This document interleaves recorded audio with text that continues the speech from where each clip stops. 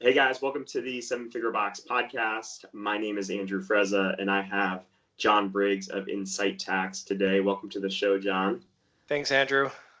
Can you start, John? Tell us a little bit about your background. I know one of the things I really like about you is you have this very unique combination of the accounting background, but then you're also now in the gym owner side as well. So can you give us a little insight into that? Yeah, sure. So my background, I was fortunate to go to a really great university for taxes. They're known for their accounting and tax program. And that kind of started my career Where'd you go? off at BYU. They've Okay. Brigham Young University. They've been in the top three for the last decade when it comes to accounting. And what they're really good at is teaching you how to be conservative and how they train you to be a great employee for another accounting firm. And Okay. when I was at another accounting firm, so I worked at Deloitte. That was my first accounting job, and I just hated the model. It's similar to how traditional law firms are set up, where you bill in increments of like 6 minutes, and as an accountant, you actually don't get promoted unless you have good billable hours, but you don't control your workflow. And so if you don't have work to do because it hasn't been assigned to you, you take your time, your customers end up paying a lot. So I hated that model, ended up through the series of a couple firms, ended up on my own. And through that process, was introduced to CrossFit. And I also read the book, The Pumpkin Plan by Mike Michalowicz, which is a great read if no one's read it yet. And it talks about how to basically find your top clients and how do you duplicate them. And I did his exercises in the book and I realized, holy crap, I have like 25 CrossFit clients and they're actually fun to talk to. They're enjoyable. They know they don't know this stuff. It's not like dealing with, dentists or doctors or sometimes attorneys where they're really smart, so they have to know this stuff, but they don't actually know this stuff. CrossFit owners were like straight up, yep, no idea what I'm doing. So there's more satisfaction there. And then after doing it for a few years, we could see some signs like, oh, this is what makes a profitable gym. This is what makes a gym not profitable. We could see some trends. And the gym I was going to, I could see some of those negative trends. And so I reached out to the owner and I said, hey, um, I really like coming here. I have a good routine and I don't want to lose that, but I have a feeling you're not making any money and I'm worried you're going to go out of business. And I gave him some suggestions on what I would do. And he, instead of telling me, what he should have said was, hey, thanks for the suggestions, but like stay in your lane, bro. Because he didn't know who I was other than just a member. He invited me to lunch and we talked about it. And he was like, yeah, you're right. I have actually tried to sell the gym 3 times now. I'm dying. Like financially, I can't afford to continue to fund the loss, and because the previous owners put him in a pickle with some lease commitments, and it just worked out. He's like, "Would you maybe consider coming on as owner?" And so I have, and I'm telling you, Andrew, it's been a game changer for us in the firm because it's one thing to understand a gym on paper; it's another thing to understand emotionally the things that have to go on. When you tell a gym owner, which we have, hey, you need to add another revenue stream because just your group training alone probably isn't going to get you to where you want to go. I now know what that means to add a nutrition service. I know how much work goes into that. And so we can be a lot more empathetic with them when it's taking them a couple months to get that done instead of, I don't understand, it's been a couple days. Why didn't you have it? Why haven't you done it yet? What do you mean your coaches don't want to do personal training? Like on paper, it makes sense. You didn't realize that there's a human aspect, and some coaches don't actually like doing personal training, but you still need it. So okay, there's a sign. Like let's maybe find different coaches. Anyway, so it's been so eye-opening to experience it, getting my hands dirty versus just reading it on paper. Yeah, and I mean, the field you're coming from, the accounting side, it's a field pretty much known for not really understanding that human side. So it's cool that you have that element. Not to try to knock you too much, No, but it's you do a cool. great job of it, which I love. The stereotype for accountants exists for a reason. Yeah. So what is your day-to-day involvement in the gym look like today? And when was that you stepped in on the ownership side? It was July of 18 is when we Okay. officially signed the contract. So we both have other full-time jobs. Obviously, I have the tax firm and I'm writing a book and all that stuff. So we have hired a GM. Hmm. Um, we have a weekly meeting. It seems like one is with the GM, the next week is with coaches, the next week is with the GM, and then me and my business partner meet once a week to go over stuff. But from a day-to-day standpoint, we have the GM handle all that. So many different things. I want to actually dive in before we go too much further. I want to talk about how you use the pumpkin plan to find more CrossFit clients, because I Okay. just think that's a unique aspect. And how did you attack that? You read the book and you're like, okay, I like working with CrossFit gyms. Did you have a turning point of like seeing that take off from how you attacked it? Yeah, great. So Mike, in all of his books, is really good at providing really easy to follow steps on to do whatever he's teaching in his books. So in the pumpkin plan, he even has a link you can go to and you can download this spreadsheet where you list all your clients, and then he has criteria on how you grade them. Now, I get this because one of the first things we did when I bought in, I said, we need to pumpkin plan our gym. Mm-hmm. So we need to grade our clients. And I can tell you, the coaches we had at the time hated that. They thought I was some sort of like robot Nazi type of person with no emotions. Like, how can you can't just like grade people? They're all humans. It's like, okay, I think we can all agree that not all of our members are created equal. Yeah. It's just in all businesses, right? Like, this guy's a huge pain in the butt. He always talks back. Oh, this member, Susie, is super awesome. She does exactly what I say. She's cheerful. It's the same thing with the firm, with accounting firms. And so we rated it based on the criteria that he provides. Things like, revenue. How much revenue do you make off the client? Mm-hmm. How much time are you putting into them? But he also has you grade them on a cringe factor. So I might have a client who pays me a lot of money. You might have a client who like pays for personal training, Yeah. which is one of the higher rates that we can get as gym owners. But he could be a real pain in the butt. And so when he calls you, it's that cringe factor, like, oh, do I want to pick up the phone? Because this guy always has something. It's like it's not a pleasant experience. Yeah. So you have to take that into consideration. And so after you look at the different elements that you're filling out on this chart, you can tie them together. Like, oh, I make a good amount of money per my time investment with them. I don't have any cringe factor with these people. I actually enjoy talking to them. So that's how we got to the CrossFit gym owner. And then from there, our first step was let's start honing the majority of our marketing messages to gym owners. Because before that, it was just across the board. Entrepreneurs was who we were targeting. Mm-hmm. I can niching down and committing to like these top seed clients that you identify. It's actually kind of scary because there's that fear that the FOMO, fear of missing out. Yeah. Oh, but man, if I only go in on micro gyms, is the realtor going to know that I can help them? Is the mechanic going to know I'm going to help them? Because at that moment, you don't realize I don't need the realtor or the mechanic. There's enough gym owners in the world for me to provide a good living and a company and a good Yeah. environment for my people. It's the same when it comes to gym membership as well. Um, But then you end up anyways, still getting some of those people as well. They still come to you, right?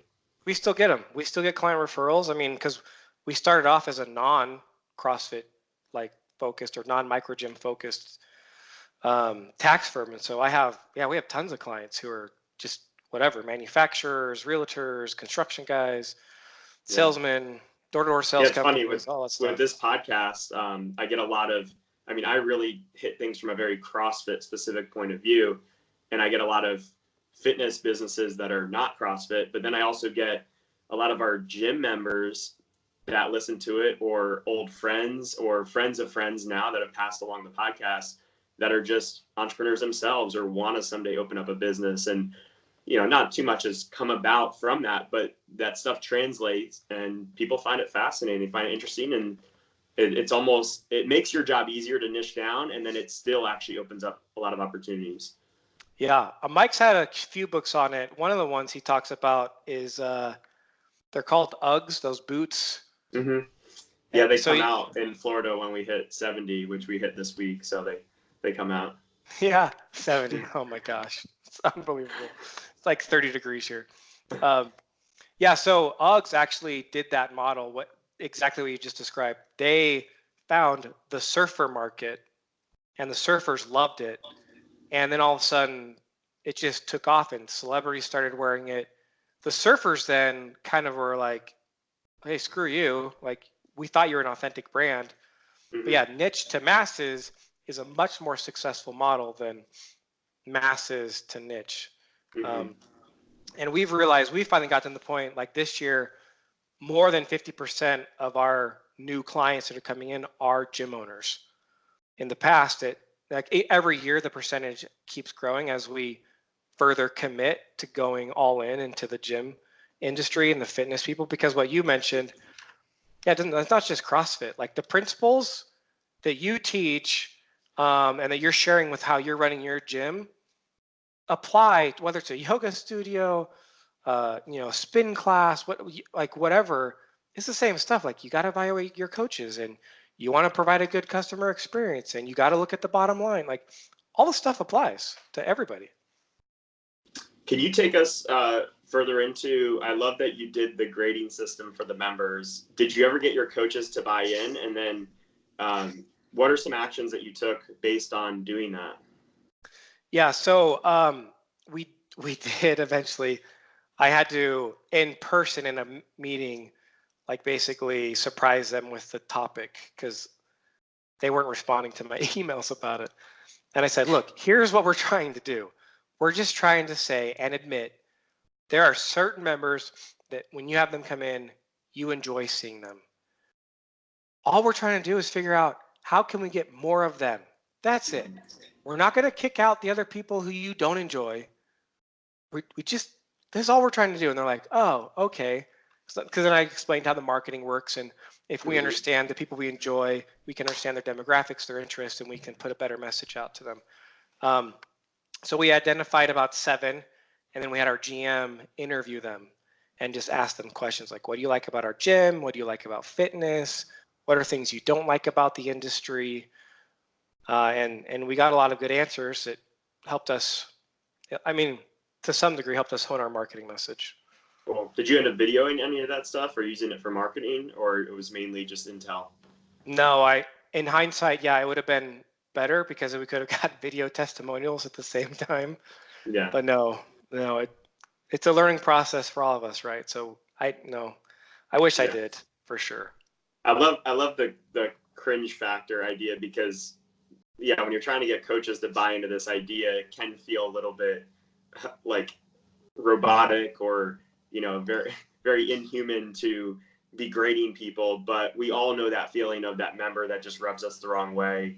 And when you can see that overlap with the same member affecting the entire team that way, it makes it very clear that yes, there are people that clearly make this a better experience for us as coaches and owners, and some that make our job a lot harder. Yeah. And what's interesting too about the interviews, we actually identified some of them had cringe factors with some of our coaches. Mm-hmm. So it's like, oh, this particular coach, he's kind of like Jekyll and Hyde. One day he's really happy, but man, you can tell him when he's not on, and you immediately kind of want to turn around and not go through the workout. So there's a lot of insights you can get by doing these interviews with the clients you enjoy the most. And that coach is no longer part of our gym anymore because it wasn't good for the environment we were trying to provide. That's great. And that's great that you've already distilled that feedback to these ideal people, because one of the things that I find is that it's very hard to just sift through the feedback or the noise that you get from members. And a lot of times the people that are the loudest are those cringe type people. Those are the people that you least want to keep around.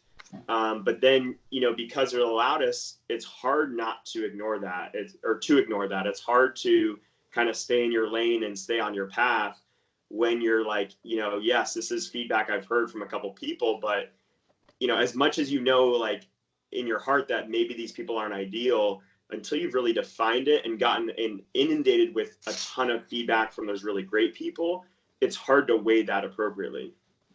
Yeah, Chris Cooper, he calls it the loud minority.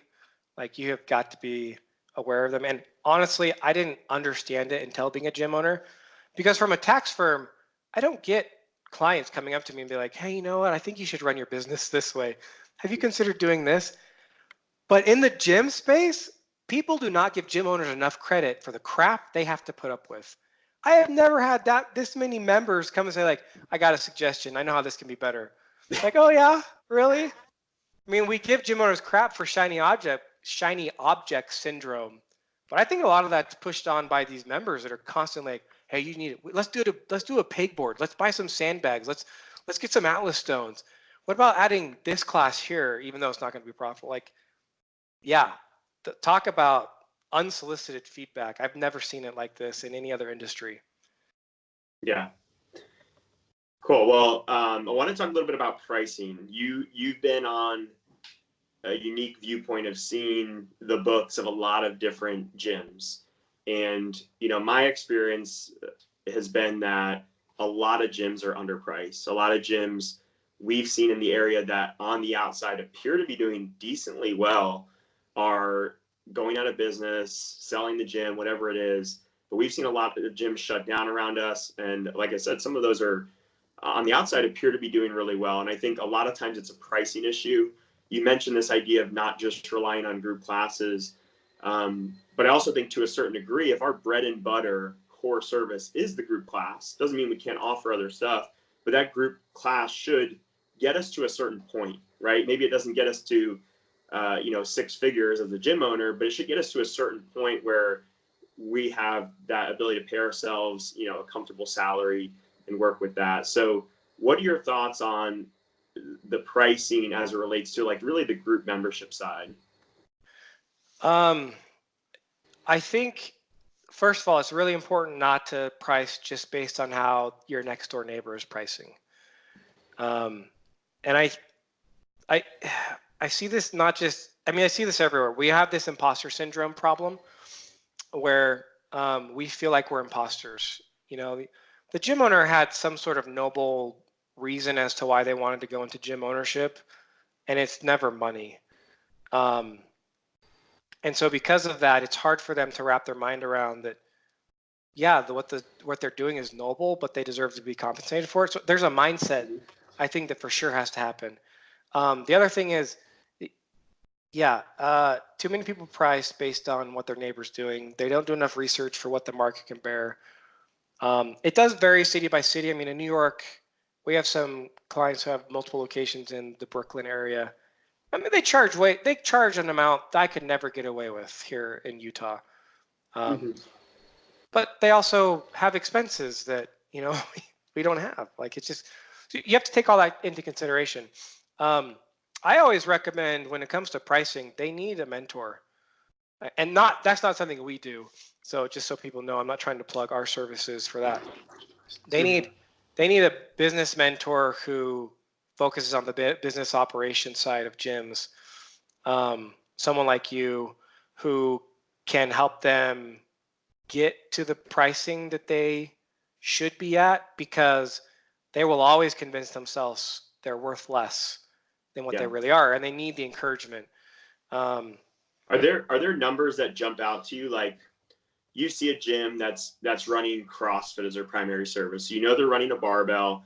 They're going to have certain operational capacity issues because of the space required to do a barbell or rope climbs or muscle ups, things that require some really dedicated square footage.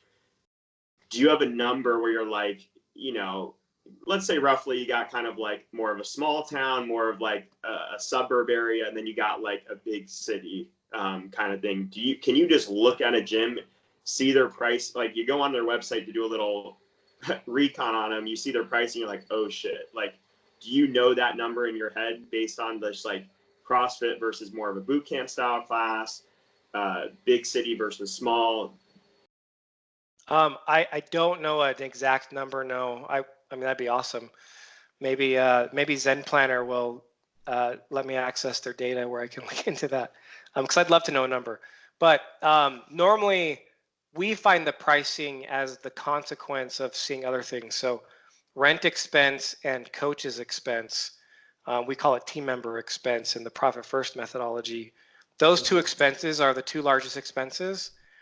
And yeah, if those two expenses combined are, 65 to 70% of the revenue, that's tough. And then we've seen scenarios like the gym I bought into, those two expenses when I bought in, 110% of revenue. Wow. What that means is our revenue couldn't even cover just those two basic necessity of expenses. So what's the ideal amount on that? You said you started getting into dangerous territory at 65 to 70, but you have an ideal percentage that you're hoping people get to? I just for those two, no. I mean, I analyzed some financially fit gyms for the Profit First book, and the range, these gyms who are really financially fit, 25% was the lowest average I saw for a team member coach, for a team member expense, and then up to 44%. That's a healthy range, I feel like. If a gym owner's not in that range with team member expense, they got to look at it. They might have too many classes. They might not have enough members in each class, which means they need to cancel classes. They might be overpaying. The gym owner might need to step back in to coach some classes, things like that. When it comes to rent, we look at overall just the operating expense generally, but rent is going to be probably 80% of your operating expenses. I mean, especially if you're trying to lean out, there's not a lot of other expenses that we have to do to stay open. And that will range from the size of their gym, anywhere from 35 down to 20% of their revenue. But okay, I mean, cool. Yeah, I think it's helpful enough where maybe some gyms can work backwards and say, okay, we know our rent, we know roughly what we hope to pay our coaches based on the number of classes we run, and maybe they double that number. They want that number to be 50% combined of what total revenue is, and then they can double that number and say, okay, based on how many members we think we can realistically get with this many classes, we need to be at double that number, and what does that look like on a per person basis? Yeah, but the one thing you said, which is really critical, I don't think gym owners understand their operational capacity as well as they should. Yeah. I mean, legit, if you have a barbell in the workout, how many people can you fit in your space? If you don't have a barbell, how many legit people can you fit in your space? Because one of the benefits of the book is it's exposed me to a lot of other fitness methodologies, and a lot of them don't have barbells involved, so they can put a lot more people safely into a space. But based on your workouts, a gym owner needs to know what's the max number of people they can have in that class, because at a minimum now you can calculate what the max income I can have on group training is X amount. And based on that, do I need to add other services, and what do those look like based on operational capacity being at max? Cool. What are some of the key mistakes that you see gym owners making as it relates to numbers? What are the things that jump out to you first? Generally not saving enough for taxes. Man, that's a deadly one we see a lot. End of the year comes and they owe a tax bill. They don't have the cash. That's tough. Another, I mean, you said when it relates to numbers, but I mean, really, numbers are a consequence of behaviors. Okay. Gym owners stepping out of classes too early, as far as, I mean, I get it. We want to work on the business, not in the business. But sometimes the gym's not ready. They can't afford to pay another coach yet. That's another one. Like, just try to. I think I've heard you say this on other shows, which is start paying yourself for those classes to figure out if you can actually then pay someone else to do that. Literally, there's no other way for you to know if you're ready to step out of classes if you're not paying yourself. That's the common, I'm falling on my sword as a gym owner move. That's okay. Like, it's my obligation. I own the business. I'll just coach this class for free. No, don't do that. So do you recommend that a gym owner, like, let's say a gym owner is like, they're break even, they got a little extra money kind of a thing. They're not in a great situation, but they're not in a bad situation either. But they haven't started to pay themselves for any of their roles. They're just kind of paying themselves what's there when it comes. Do you recommend that they go role by role and say, okay, I want to pay myself for classes. I'm doing programming still. Let me pay myself this for that. I still clean every once in a while. Let me pay myself that. And like develop their wage based on all these different roles. So then they can go about delegating which ones based on that value. That's exactly what I recommend. Yes, because it's not just coaching classes, it's all those functions you talked about. Because at some point, they can take marketing off their plate if their gym is healthy enough. But they'll never know if they can afford to do that if they haven't paid themselves what they would pay somebody else to do it. Yeah, I mean, I get it, bootstrapping. Look, there's $1,000 left over. That's what I get to pay myself. But the work that you did, you would have had to pay someone $3,000 to do that. And unless you take the time to know that, you don't know where your gap is. So yeah, we definitely recommend breaking out the functions you do by role, putting a value to it, paying yourself at least what you're doing, like what you would have paid somebody else to do those roles. Okay, cool. So you said, I think the quote you said was like, numbers are a result of behaviors. Is that what you said? Or Yeah. an indicator of behaviors? Cool. So with that, like, I feel like when someone's coming to you or thinking about working with an accountant, they're thinking about you as like either just like a necessary evil, like I got to get my numbers in order, or they think about you as like an expense, like, well, this is just another thing that's going to cost me money.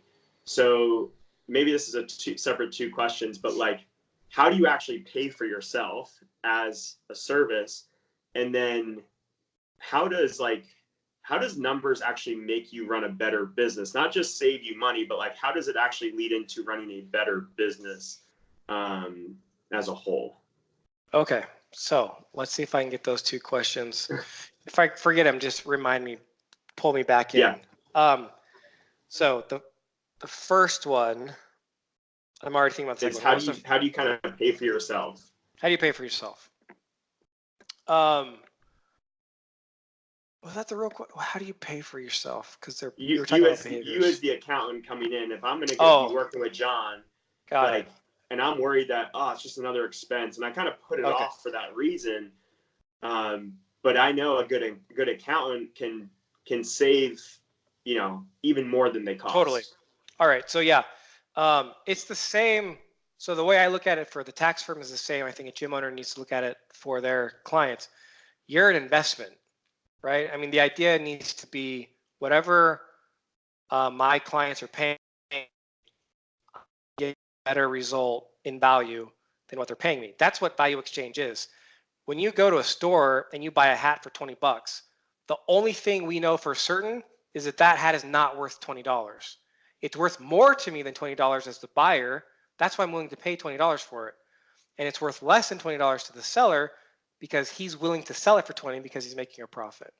So with that value idea in mind, so from our standpoint, we tell clients like, look, if I can't save you more in taxes or strategies than what you pay me, I'm not a good expense for you. I'm an expense and I'm not an investment.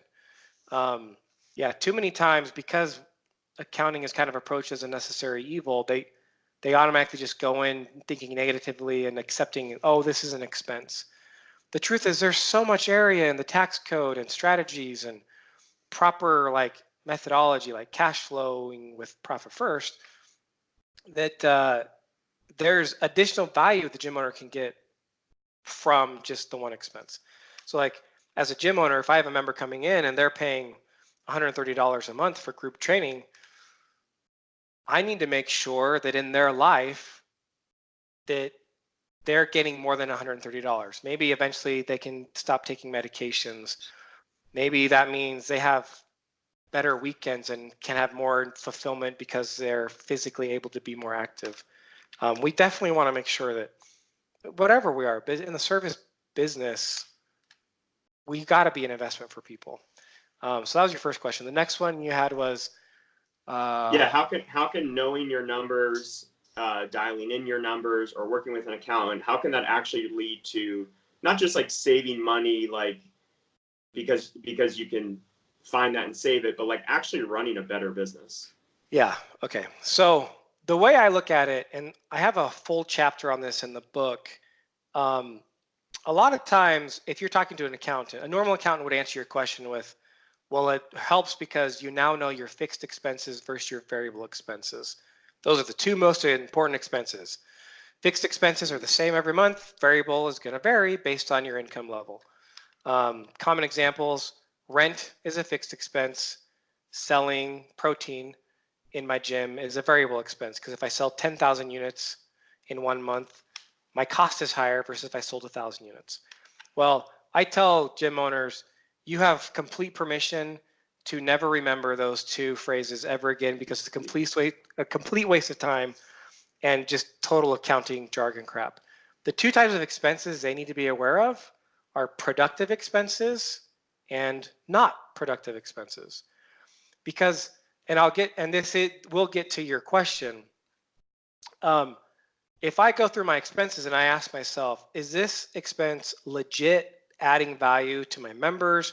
Is it supporting a system that supports them? Like, is it actually productive for my gym to have this? You keep it. And if it's not, you don't. By getting rid of not productive expenses, I've now increased my ability to bring on more productive expenses, which leads to better customer experience. Maybe there's something I can add to the workout and just increase it on my end. Like it's a cost I'm willing to take on because it's productive and that'll help with retention. Or maybe it's, man, I can add this feature to my workout. It gives a better experience for the members. And now I can actually charge more because I'm providing more value. By having a gym that only has productive expenses, you've maximized your efficiency on your dollar spend, which then maximizes your ability to truly serve your members as best as you possibly can. Let's talk about the book, the new book. We talked about Pumpkin Plan. We didn't really talk specifically about Profit First, but it's a fantastic book. And, it's been extremely instrumental in our business for dialing in our financials. Why did you feel the need to make one specifically for micro gyms? Why do you feel like this was a book that needed to be written? Having done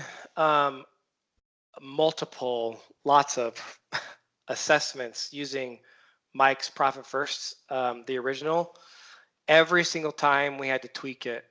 And every time we spoke to gym owners who hadn't done it yet, most of the time their reasoning, and I'm talking about gym owners who are familiar with the Profit First concept and then chose not to implement it.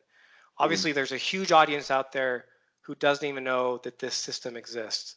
So specifically with people who had the knowledge but didn't do it, one of the main reasons was, the percentages didn't make sense. Therefore, the system really isn't for me. And so I felt like, well, with my background, we serve more micro gyms than any other accounting firm in the country. We're also Profit First professionals. There's some other Profit First professionals who also niche in micro gyms. None of them are gym owners, though. Like, man, the industry needs this because the system does work. They just need to realize how to tweak it. And now the book, Profit First for Micro Gyms, tells them specifically how Profit First relates to them as a gym owner. So now there's no more, well, how do I tweak the original study that Mike did, which was looking at, thousands of different varying industry businesses, a construction company, a software company. All I did was look at gyms, financially fit gyms. In fact, your gym was one of those that we used in our analysis. And I appreciate you taking the time to let me gather that data because it helps, right? People need to know what's possible. And so now we have a specific table with the specific categories that work for micro gyms, and no one needs to guess, how do I tweak this? Like, well, I've tweaked it for you. That's what the book is for.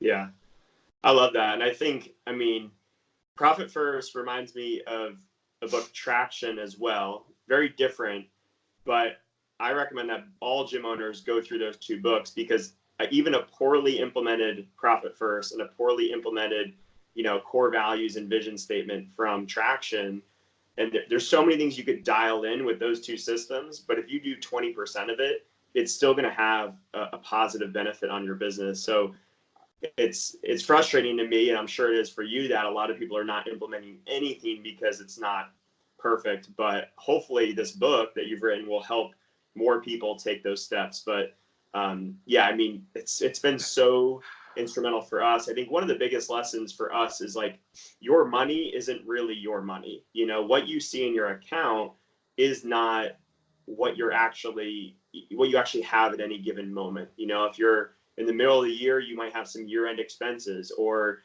you know, you might be just coming up on a big equipment purchase. Hopefully you're not looking at that money in the account and then just deciding to do a big equipment purchase. But what are your But thoughts you know on they that are. idea? You know people are doing that. Oh, I know. Sorry, But what are your thoughts on that in terms of like the profit first system? Is that what you really see as the big benefit of it? Totally. One of the things I say in the book is, if the only thing the book accomplishes is that the gym owner is willing to attempt to manage their cash flow, then it's a victory. Because what you just described, that bank balance decision making, is not good. It hasn't worked. It's not going to work. So why keep hoping for change, doing the same thing, right? So what you said is so spot on. I've committed to my coaches. They're coaching the class. I owe them money. So when that money comes in, the $100 is deposited. That's not all mine. I've committed to my coaches. I committed to my landlord. I committed to the utility company. Mm-hmm. I've committed if I have to pay an affiliate fee or some sort of franchise fee, like that. Yeah, exactly. The money is not all there. And so what Profit First has you do is separate the money twice a month as it comes in. You just sit down twice a month and put it into these different accounts for some of the major commitments that you already have. And so this way, then you can actually see what portion of that deposit is your money, and then you can make decisions based on that. There's so many great aspects of Profit First. Like the other one that immediately comes to mind is, as I'm separating to my different commitments, these different, we call them the essential 7 accounts. It's based on the smaller plate principle from the original book. As I put money there and then I look to pay my bills, if I don't have enough money left in my operating expense account to pay all those bills, I've now set myself up to at least know my business is telling me I can't afford all those expenses. I really should dive in and figure out, how do I cut the non-productive ones or the least productive ones compared to the ones that give me the most bang for my buck. Without that effort, how is a gym owner ever going to know if the gym can really sustain all these bills and commitments? And all of a sudden they realize, oh crap, I have 3 subscription services for music. I probably only need 1. What's this $10 fee I'm paying for a website thing? I don't even know what that is, but they're not going to stop charging you until you call them and cancel, anyway, so there's so many benefits that come from the system.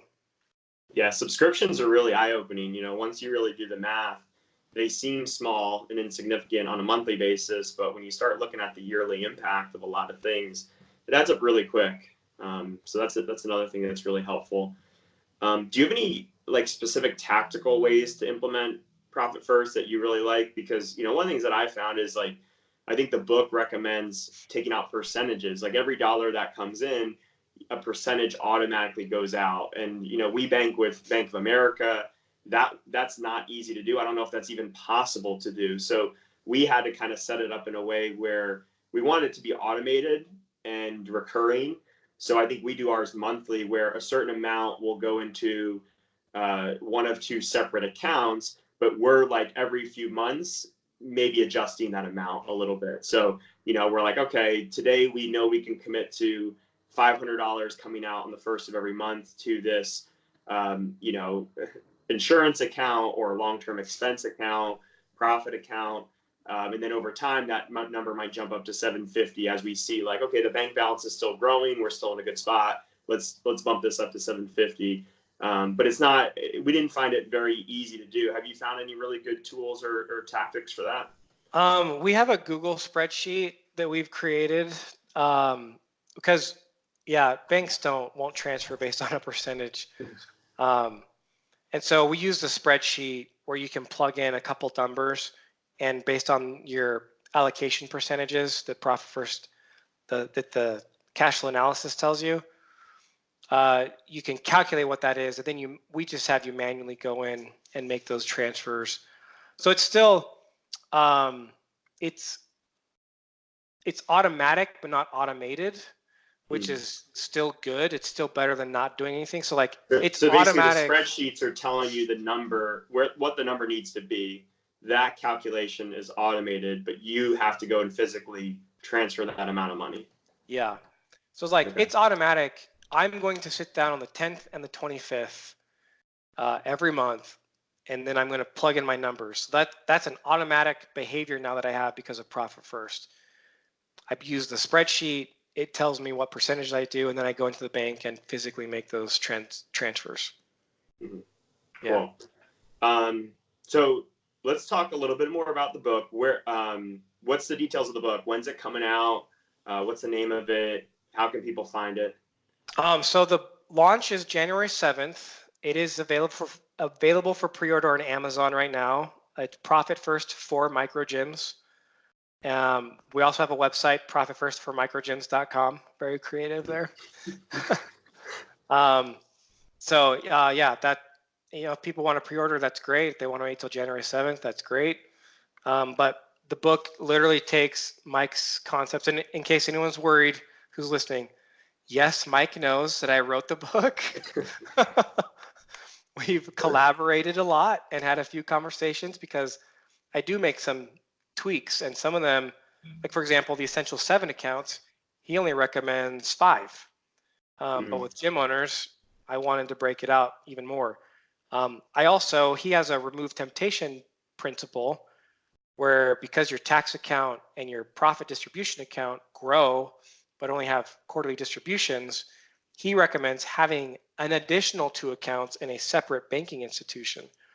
Well, I did a poll with 400 gym owners who know the system and are using it, and only 2 of them have these accounts. So in Profit First for Microgyms, we recommend it but don't require it where he requires it. So anyways, he knows we're doing the book.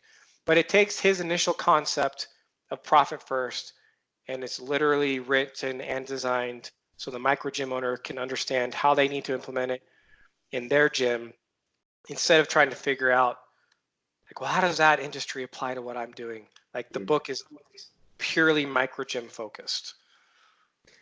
So if someone hasn't dove into Profit First yet, do you think that, and they're a micro gym owner, do they need to read both books, or are they going to be fine with just your book? Yeah, mine is a standalone. So if the first introduction to them is my book, they will learn the entire system. Yeah, cool. Well, I want to dive into just the book writing process. I always think that's fascinating. A lot of times you come on shows, you're just talking about the book itself, but I always think the book writing process is really interesting, especially if you're owning a gym, you have your separate business. So where are you at in the process? It's coming out January 7th, but is it completely done right now? Or take us a little bit through like the process of when did you start writing and what does it look like from start to finish? Got it. So not completely done yet. I started writing in, Mike and I penned the agreement for me to write the book almost 12 months ago. So yeah, about October. I didn't actually start writing till November because I spent the month when I was like, oh crap, what did I just commit to? So I'll admit the burden of the task definitely slowed me down for a month. And then it became, all right, what do I do? How do you even write a book? So I'm searching out people who've written books, and I've done some workshops on how to write books. What I've learned is that there's really 2 types of books. You have some people who write the book for a leave behind business card. And if that's your purpose, great. I'm not going to knock them. Those can be written a lot faster. In fact, I know a guy who wrote one of those, and he said he spent 30 days outlining it. He spent 30 days writing it. He spent 30 days editing it. He finished it in 90 days. But his purpose was so that he could walk into a place and leave the book. Not necessarily that people are going to read it. The majority of books don't get read. It's crazy. I, on the other hand, wanted to go the other route, which was if I'm going to write a book, and it's probably the only book I will write, I want it to mean something. I want if someone to read that, I want them to know how much I care about them, and I need that to come through my writing. So it's a totally different approach. I like the core message of Profit First for microgyms is actually not the system itself, but it's the idea that you deserve to be profitable as a gym owner. And yeah, the technique of Profit First will get you there, but my main message is I need gym owners to stop falling on the sword and realize that they are changing the fabric of humanity with their services, and they deserve to get something in exchange for that. So those are the two types of books, and I went to the other route. So started in November. I had a lot of blog posts, and so they kind of ask you to do like an inventory content. What subjects have you already written on? What does that look like? And then they walk you through an outline, like how do you create an outline? Well, an outline is really awesome. It's actually super simple. You first start with, well, based on your subject matter. So in my case, Profit First for microgyms. If I had Bob, the gym owner, come in, what's the first thing that I'm going to tell him? Okay, that's chapter 1. What are you going to tell him next? That's chapter 2. Like literally just like, oh, good. So I can approach this logically, which really works for me as an accountant. Mm-hmm. Then you have the outline. Then you can start plugging in, okay, I have some material already from blog posts. Which chapters would those fit in? And then you get to writing. And the first idea is you just have to get a first crappy draft out of the way. And you get it down on paper. Then you start editing the crap out of it. How long does that take you? The first crappy draft from November to what? I think I finished my first crappy draft about April. About Wow. 5 months. So then from there, it's mostly editing, or you still are adding a lot of content to it? I'm not adding a lot of content. It is definitely editing and honing the message. And so what people don't realize is there are a variety of editors. If you're going to write a book, you want them all involved. Most people just think, oh, there's a copy editor and a typesetter, the guy who gets it ready to actually look like to be on the right pages for the printing. And they say, oh yeah, check my grammar. The truth is you want a developmental editor as well. And I didn't even know that existed. Those people will read through your book and tell you, hey, you know what? This concept didn't flow in this chapter. I think it makes more sense in chapter 5. Or you've overused this word here. Try to rewrite it. This paragraph doesn't make any sense. Like you're not developing your concept. And I'm fortunate enough that I have found AJ Harper, who's actually Mike's co-author of all of his books. And she's freaking amazing. And she's ideal percentage that you're hoping people credit to. I just for those two, no. I mean, from the developmental editing side has been paramount. In fact, if anyone is interested in writing a book, I would Google AJ Harper. She has a course she calls Top 3 Book Workshop. She does it every quarter or maybe 2 to 3 times a year. And she walks you through this entire process that I just described. I just feel like if you're going to write a book, it's memorialized in paper.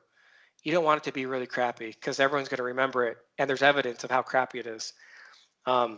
Anyway, so then from that standpoint, you go back and forth. So we've sent the manuscript back and forth multiple times to hone the message, to cut out parts that didn't make sense, to add a story where a story needed to like really firm up the point, things like that. And so right now, I am through kind of the main developmental editing stages. I'm in the feedback stage where I have a list of 10 people that I sent it out to get their feedback because they didn't create the baby.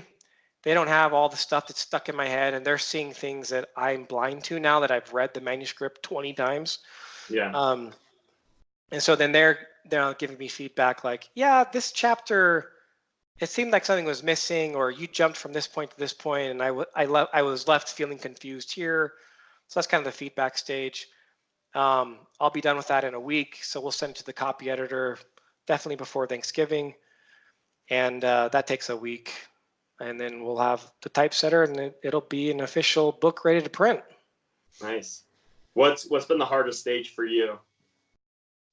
Editing. Yeah. Like, because once you write it once, you're like, oh, good.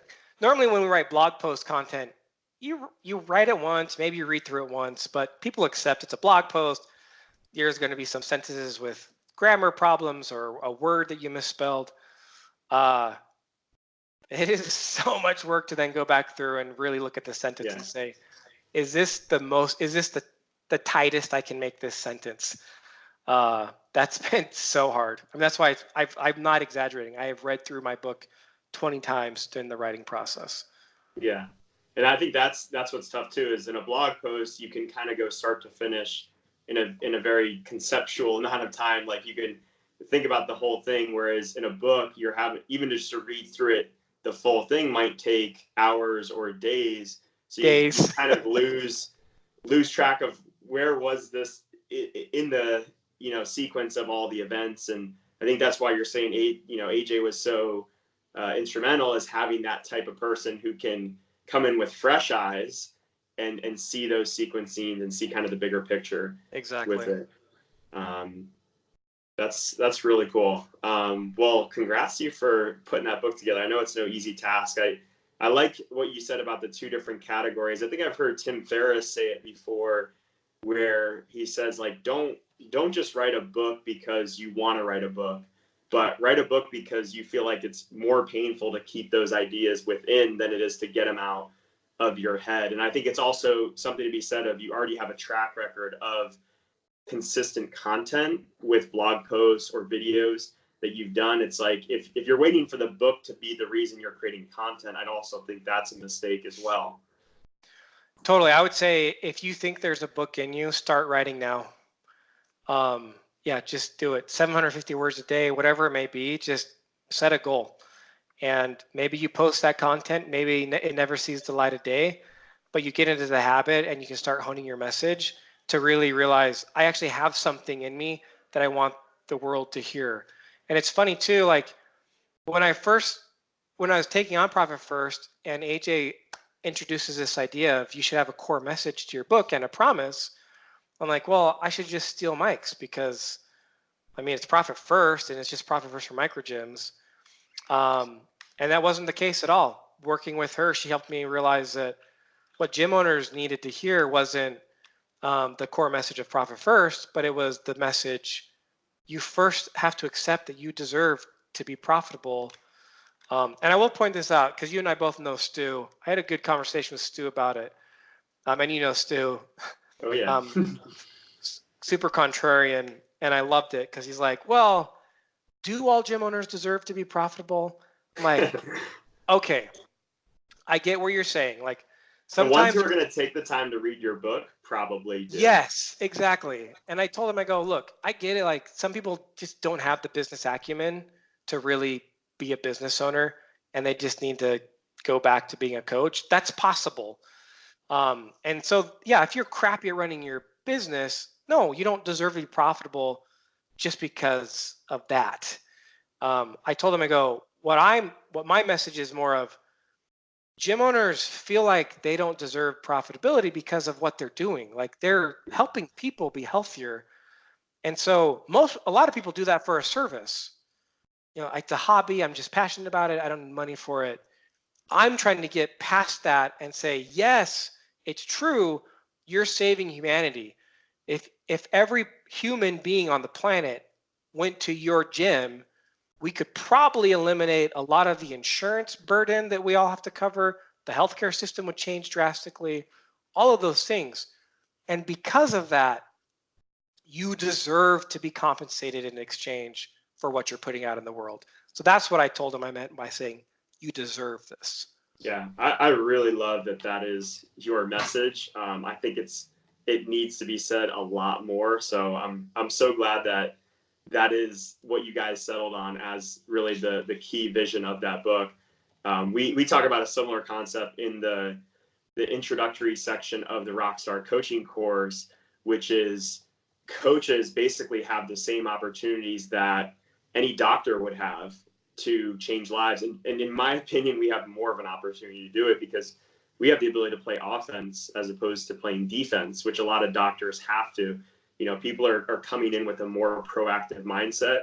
And we also, I think, have a better ability to change quality of life, not just quantity of life. And yes, we don't have to go through the same certifications and schooling that a doctor has, but that doesn't change the opportunity that's sitting there. So I think that's really cool that you're helping to make that connection for gym owners. So you talked about where to get the book, but where can people find more about you? And let's say they want to work with you as a gym owner on the accounting side, where can they find you? You can reach us through, excuse me, I've been a little sick, and so I've been trying to hold back a cough. They can get us through profitfirst4microgyms.com. You'll end up getting connected to me that way, or insightstax.com is another way, or they can just email me directly if they have questions. John, John, at insightstax.com. Always happy to help a gym owner answer some questions. Awesome. Well, I appreciate the time, John. This is a great conversation, and I'm sure we'll talk again soon. Thank you. Yeah. Thanks, Andrew.